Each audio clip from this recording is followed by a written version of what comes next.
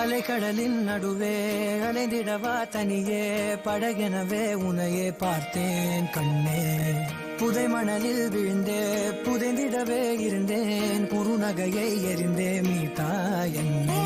உன்னோடும் மண்ணோடும் மாடும் பெரும் மூன்றல் மனதோரம் கண்பட்டு நூல் விட்டு போகும் என ஏதோ பயம் கூடும்.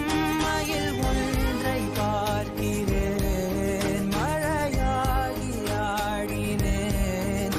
இந்த உற்சாகம் போதும் சாக தோன்றும் இதே வினாடி. கண்ணான கண்ணே கண்ணான கண்ணே என் மீது சாயவா.